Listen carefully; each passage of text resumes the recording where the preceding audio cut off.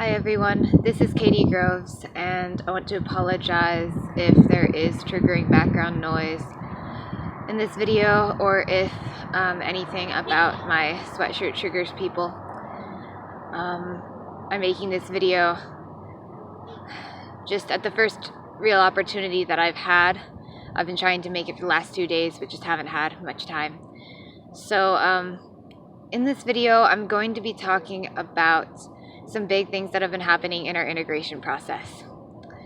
This video is really hard for me to make because part of what's been going on is that I've been letting go of a lot of dissociative coping skills in favor of practicing more grounding skills around being overstimulated and around talking to other people, including making videos.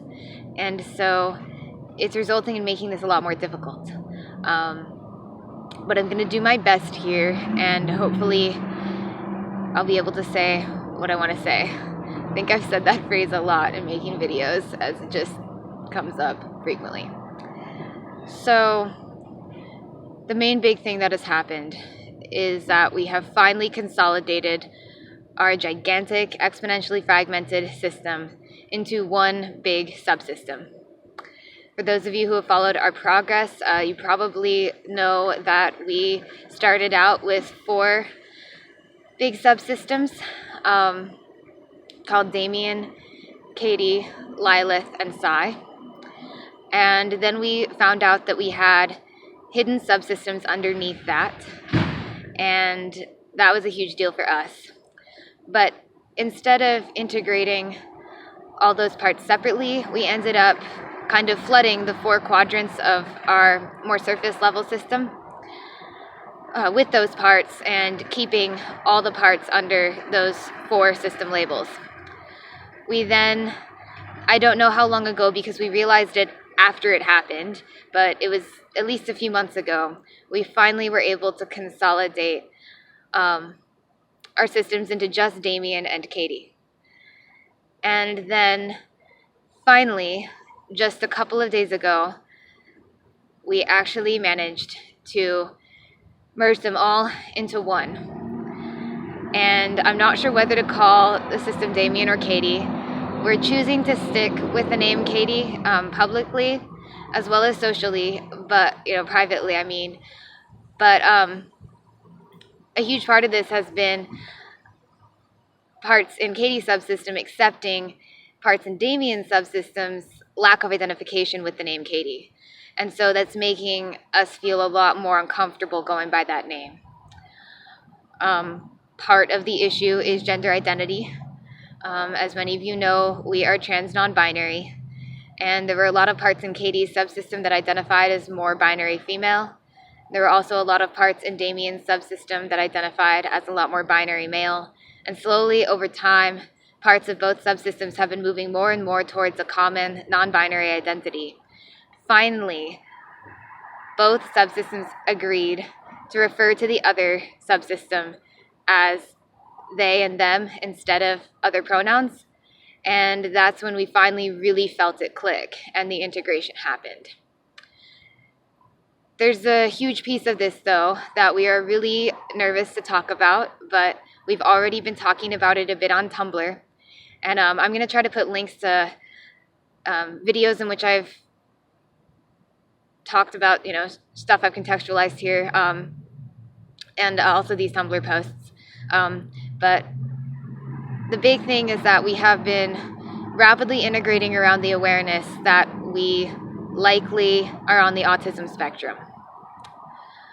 And we were programmed to mask some of those symptoms really extensively, specifically in Katy's subsystem, while Damien's subsystem was responsible for holding a lot of the trauma of that. And so a huge piece of these subsystems coming together has been the acceptance from the Katy side that the Damien side is likely autistic, meaning that we are all autistic, but we had dissociated from the awareness. I know that there's a lot of controversy around self-diagnosis around autism, And I'm certainly not trying to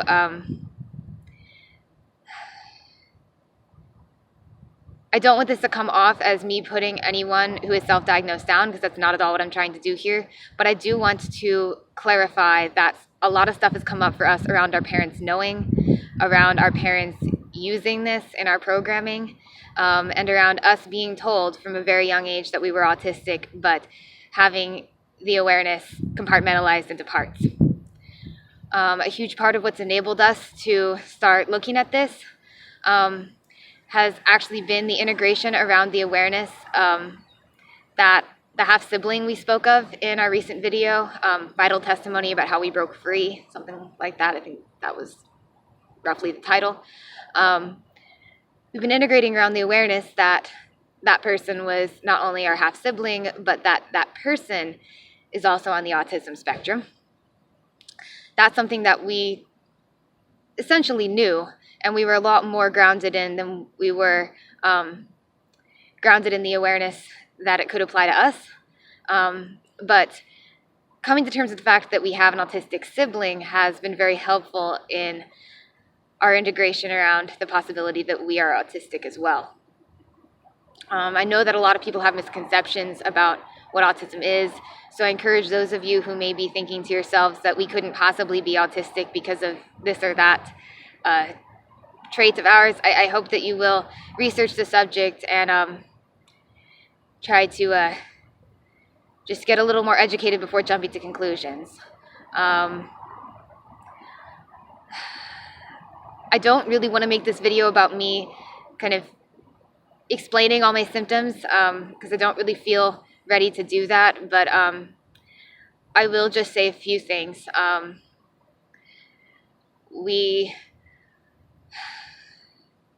Since we were tiny, had extreme issues. We've had extreme issues with sensory overload, and many parts of us, through denial programming, attributed that stuff to our traumas or to us being highly intelligent and just kind of eccentric or odd. But it's becoming increasingly clear that in addition to all the stuff we were put through around overstimulation in Monarch, we just naturally have a tendency to get horrifically overstimulated by lots and lots of things, to the point where when we were tiny, we had very classic autistic meltdowns where we were screaming and punching ourselves and all sorts of things that we really thought were normal because the extremity of the trauma we were going through, it just seemed fitting. But the more we think about it, the more we integrate around it, the more we realize that most of the other kids in the cult who were being subjected to programming didn't react quite in the ways that we did. They may have gotten hysterical and freaked out, but not quite in the way that we did. And so that's something that we're really having to come to terms with. And we're realizing that we still have serious issues around overstimulation. And we do believe, specifically because our boyfriend has noticed this for himself also, that both of us have been getting dosed with stimulants as part of our ongoing targeting, and that a lot of the Monarch trauma has really exacerbated my issues around this.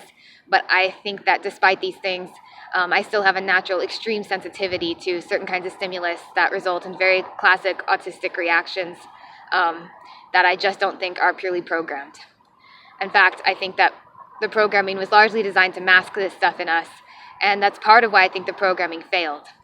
Which brings me to another point. And there's other symptoms too that I experience, especially around social interaction. I could go on about that endlessly. But I just want to say another thing real quick around my half-sibling, who is, as far as I understand, autistic. It's been coming up for me that they were put into the same program or set of programs that my father worked on when I was a kid, that were supposed to be focused on high IQ children and programming them for exponential fragmentation. And it's come up for me that the whole notion of my dad doing this program for genius kids may have been a bit of a cover, as in it may have been only about half the truth. I think it was for genius kids, but I think that it may have specifically been for genius autistic kids or kids with similar like sensory overload disorders. Um, so nothing I've said about it is false, but I just think that there's more to it than I was able to say before. I think that my dad was specifically focusing on highly intelligent kids with autism, and I think that he used his own kids in part as part of his crazy desire for control. I think that the exponential splitting that I've experienced is specifically tied into the autistic meltdown thing. When I have observed the exponential splitting inside myself, I have seen a little child part inside shredding themselves dissociatively into exponentially splitting pieces. And when they're doing it, they'll be screaming and wailing and kind of hitting themselves inside, looking very much like we looked as a child when we had these meltdowns. And so it's just coming up for me that that particular type of programming may be very specific to the issue of autism, and I certainly do not wish to imply that only autistic children have been subjected to exponential programming. I cannot say that at this point, whether that's true. And the last thing I would want to do is invalidate the experiences of non-autistic survivors of that programming if they exist. Only a couple of people have reached out to me saying that they experienced that programming also since I came forward about it, maybe 2 or 3. And I don't personally know one way or another whether any of them were autistic, so I just can't speak on that. But I do think there's a link there for sure. I do think that the extreme overwhelm caused by overstimulating an autistic child can lead them to fragment to the extreme in MK Ultra if they have the propensity. And it seems like it just makes a lot of sense that that's something that my father would be very interested in. So yeah, the last thing I'll say, I guess, is just that we're doing a lot of grounding. We're really starting to come into a place of acceptance. Sorry, hold on, I have to get my hair out of my eyes. We're really coming to a place of acceptance about the fact that no amount of trauma processing could ever keep us from being sensitive or socially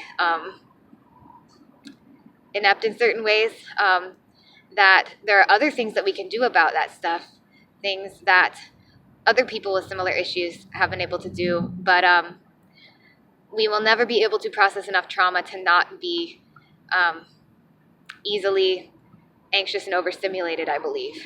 And while that may sound like a harsh, truth to accept, it's honestly quite healing, because for the last several months, it's been an increasing source of stress for us realizing that we keep processing so much trauma and integrating so much and seeing our lives improve in so many ways, and yet still at the same time, we feel like there are fundamental things about us that we're now starting to attribute to autism that we just didn't think that any amount of trauma processing could change and any amount of integration could change. And yeah, it's just very healing for us to finally come to a place of acceptance about it.